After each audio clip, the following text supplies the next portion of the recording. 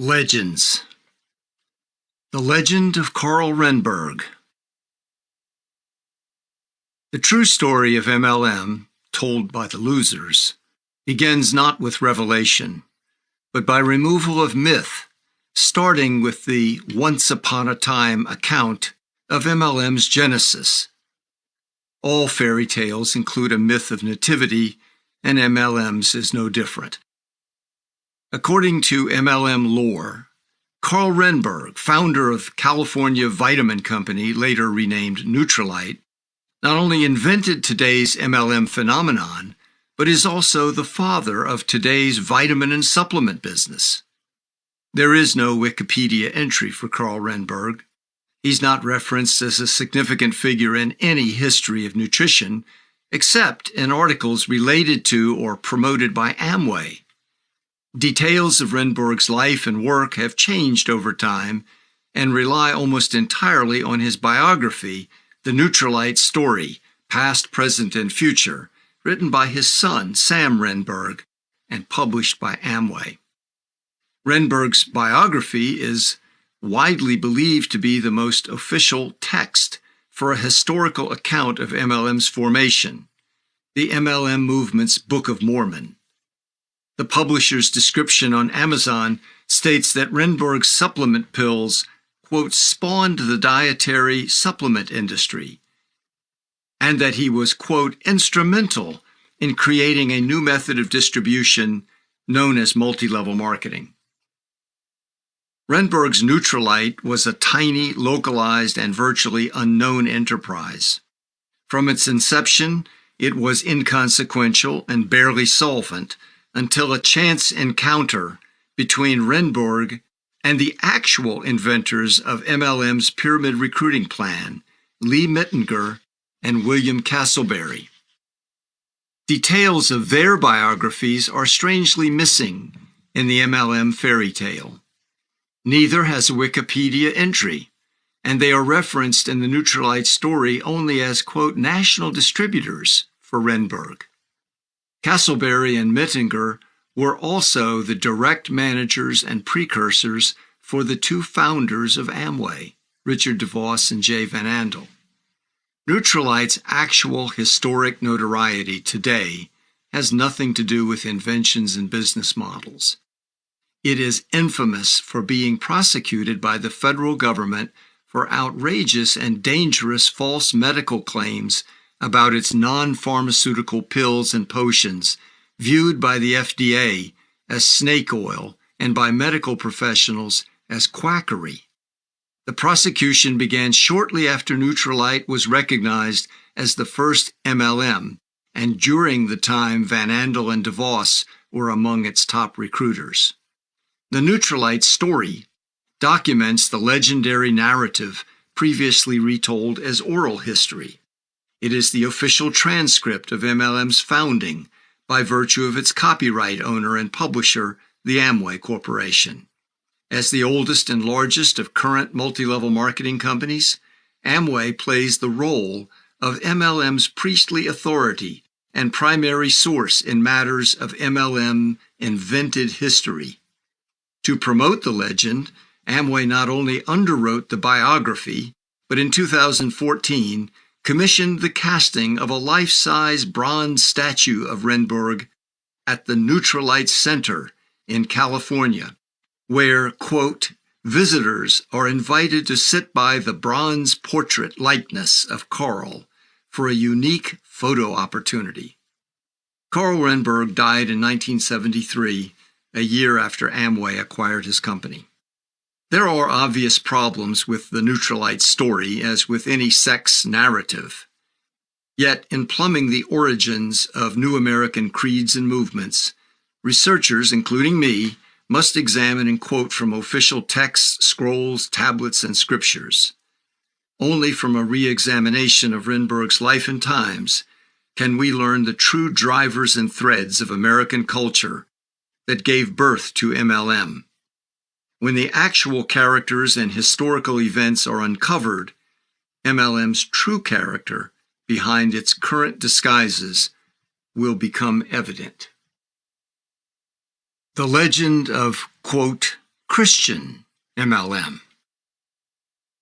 In reverent voices, millions will declare that while Carl Rehnborg is the father of the vitamin supplement business, Amway's famed founders, Richard DeVos and Jay Van Andel, are the true inventors of today's MLM industry.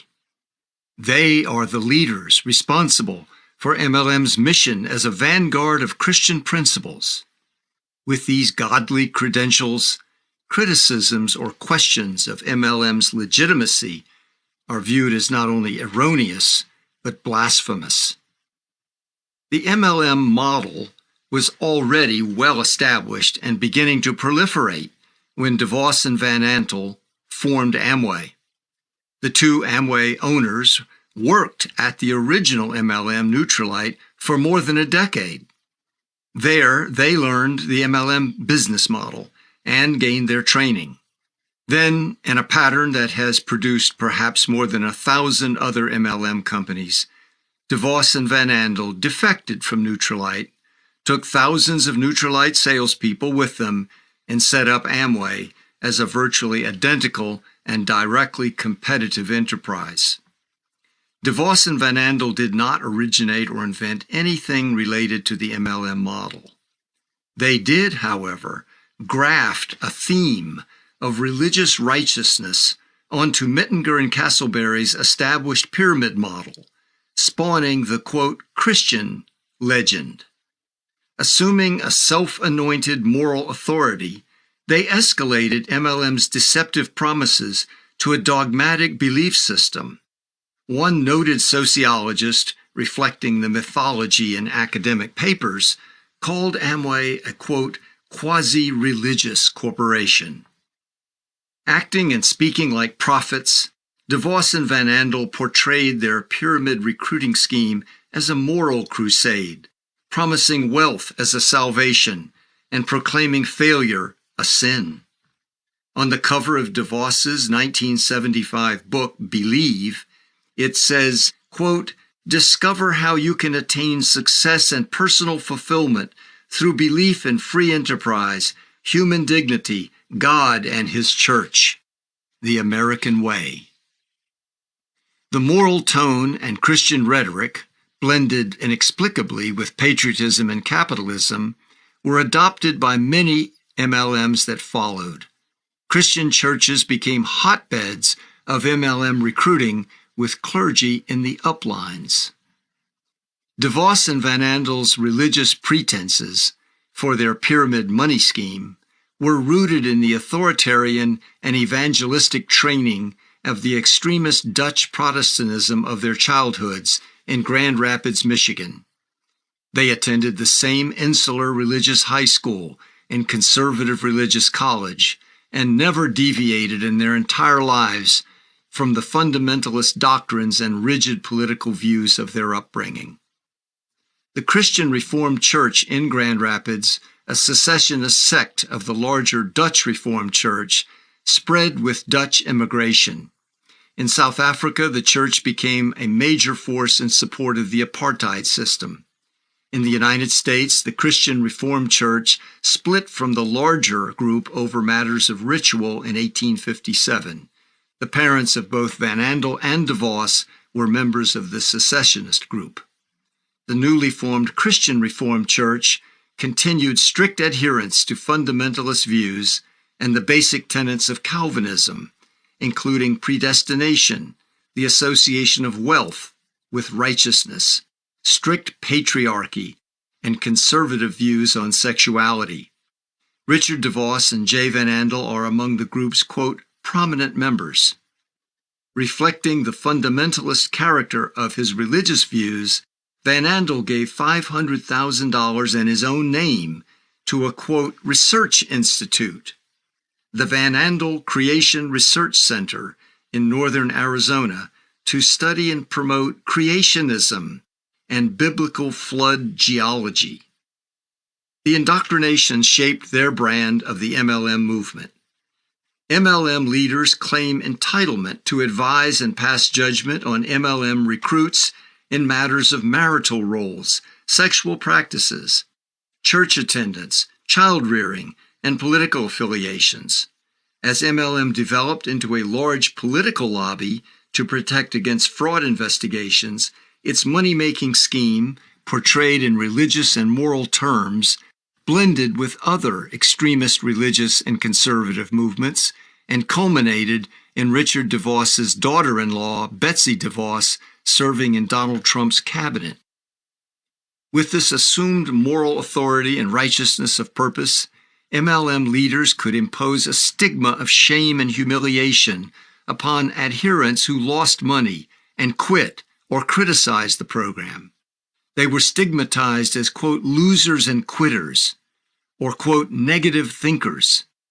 Shrouded in the silence and shame of the disgraced and discredited losers, the massive program of proselytizing and soliciting funds for a non-existent income opportunity proceeded without public outcry, leaving millions with losses in its wake. DeVos's and Van Andel's religious imprint on a pyramid recruiting scheme has endured as protective coloring and adopted by many other MLMs with variations for conservative Mormonism and socially liberal prosperity gospel creeds. Van Andel died of Parkinson's disease in 2004. Richard DeVos died at age 92 in 2018. Stripped of its pseudo-religious camouflage and the fabricated legend of a visionary inventor, the untold story of MLM proceeds in this next section to examine MLM's true origins revealed in the life and times of Karl Rehnborg. It will disclose how some of America's most infamous scams and fads, financial delusions, and unsavory aspects of door-to-door selling became ingredients of the MLM model. Rehnborg's almost comical follies took him to New York, Alaska, Mexico, China, and the dreams-come-true world of 1930s California. Discovering these banal and absurd beginnings, it becomes possible to grasp today's colossus of deception called multi-level marketing.